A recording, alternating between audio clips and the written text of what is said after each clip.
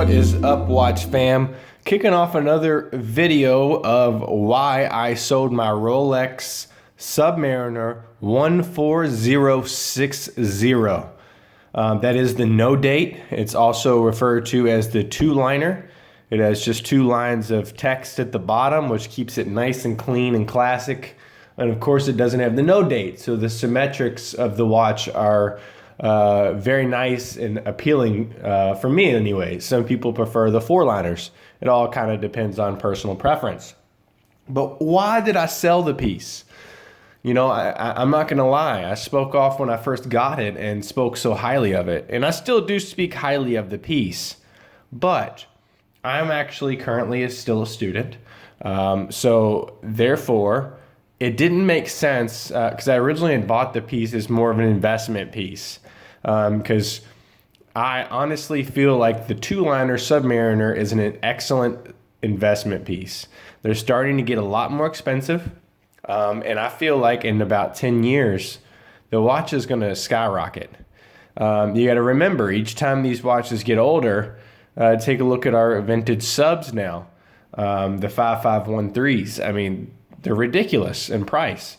So given time, I feel like the two-liner is going to be the purest choice without the engraved rehalt and with the very clean dial. Why I didn't like it.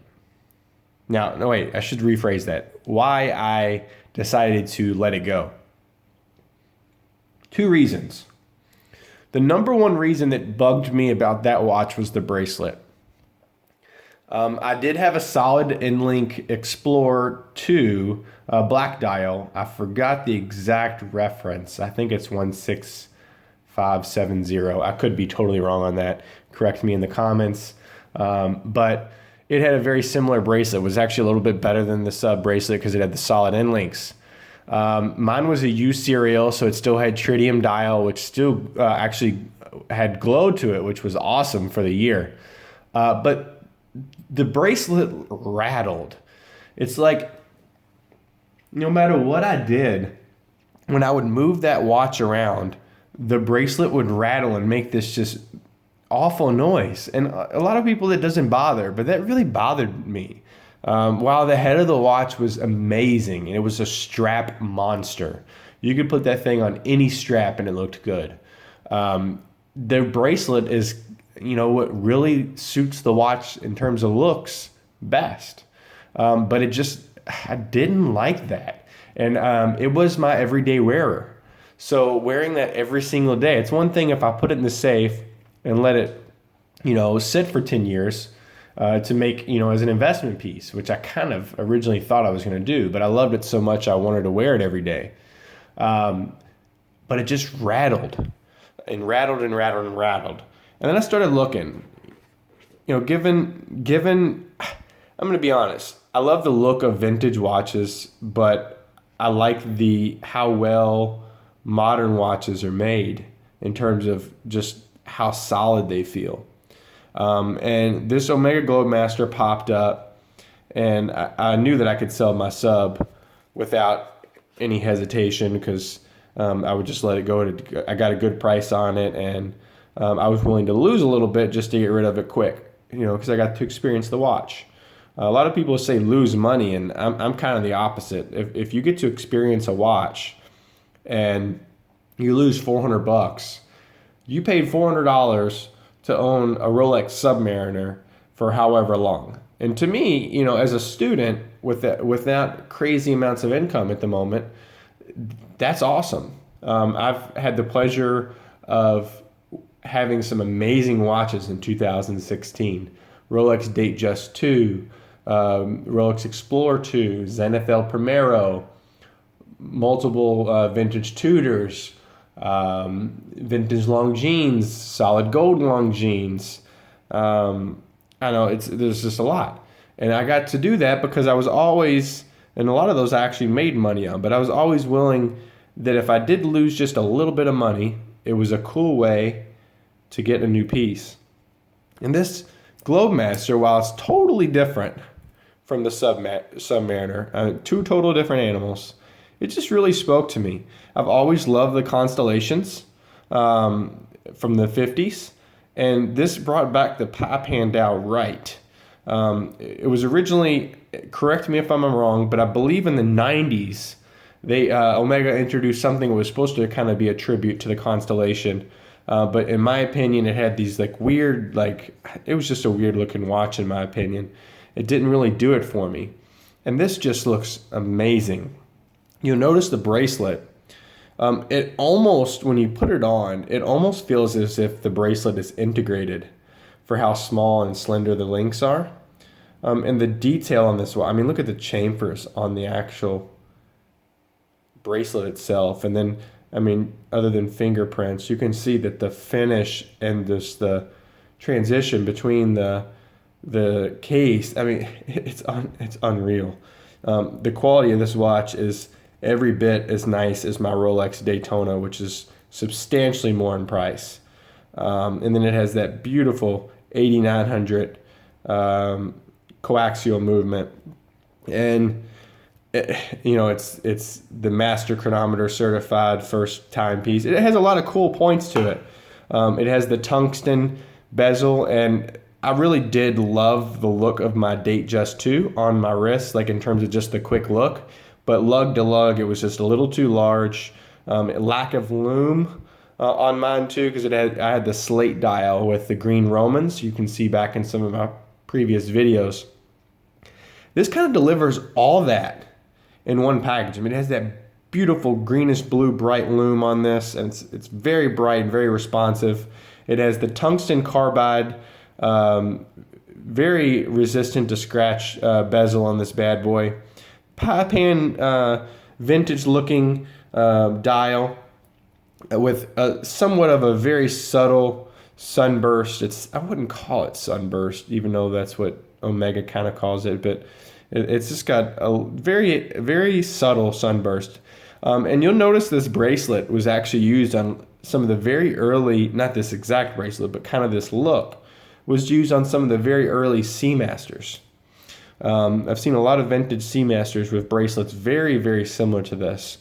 And on the wrist, I mean, it is just a beautiful watch. It's very slender. I believe it's 12.5 millimeters thick, 46 lug to lug. So for me, even though I believe it's 41 millimeters, I'm not really doing this for a review. Doing this more a reason of this popped up, and this is why I sold my Rolex Submariner. As a student, I don't really have funds just to purchase investment pieces right now to sit in the safe. I want to wear my watches. And given that I don't wear my Daytona a whole lot, it didn't make sense to have two watches that I keep in the safe all the time. So the Globemaster is something I can throw on at any occasion. It's a very sporty, but yet it's very refined, so it looks kind of like a dress watch. But I do, if people have extra funds, I do highly recommend to pick up the No Date two-liner subs right now. I do think they're going to skyrocket in the future.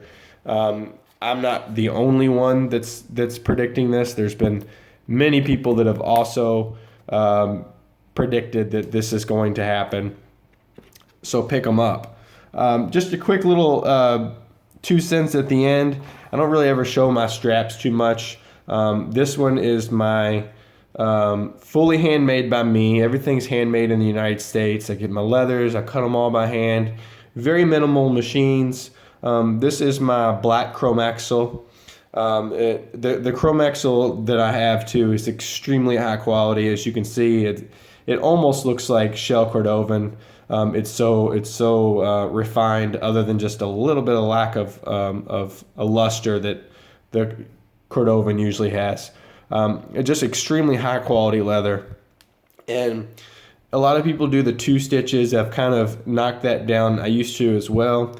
Kind of knocked it down to one single minimalist stitch. I just think it looks more refined. This one specifically has 2 floating keepers, and then the edges are just natural burnished. Nothing crazy on that part, but just a very nice strap overall. And I have this. I almost said shell Cordovan because it looks so much like it. I have this chrome axle and about 6 different colors right now. I'm trying to get more of like a honey like whiskey kind of brown, but it's really hard to find Chromexcel in that color.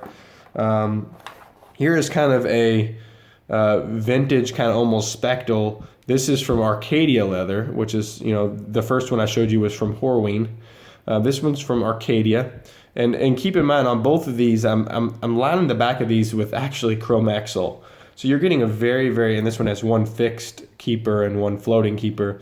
You're getting very high quality leathers that are actually going to be touching your wrist. This one is a textured blue, which this one actually is already sold to a customer, with a single navy stitch, and also lined with Chromexcel on the back.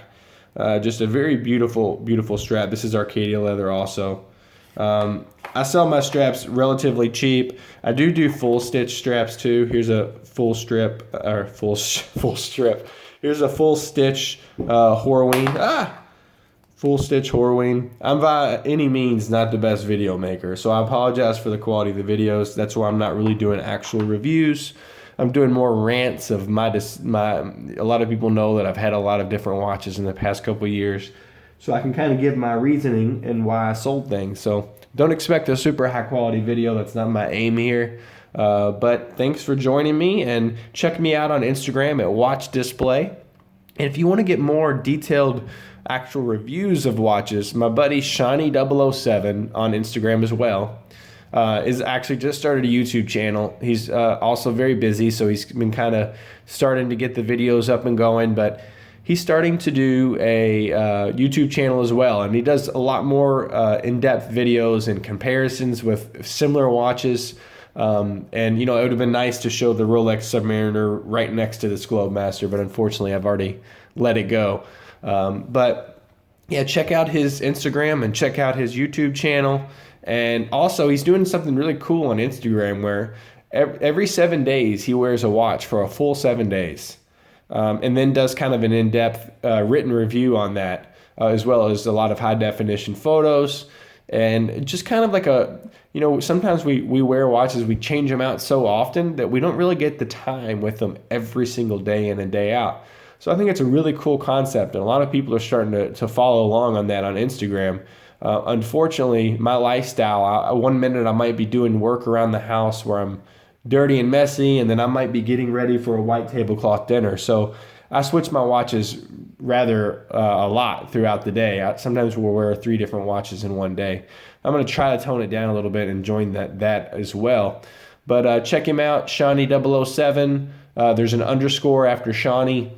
And then also, he's had a lot of my straps. I think probably 60% of his straps at least are probably from me. I do strive on making a quality piece.